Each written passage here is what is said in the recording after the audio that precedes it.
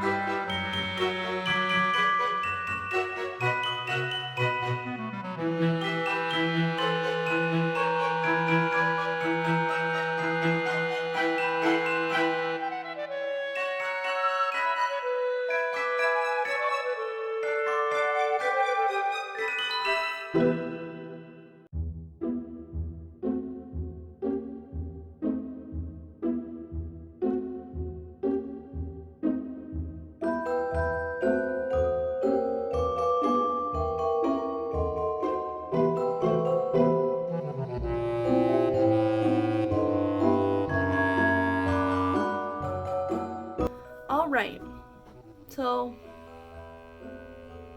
this is it for the second week intermediate of Christmas looks. Hopefully you enjoyed this one.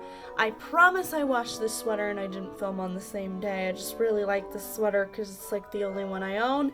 And I will see you guys in a future video next week, I promise, for an advanced look that I am very excited for. Bye!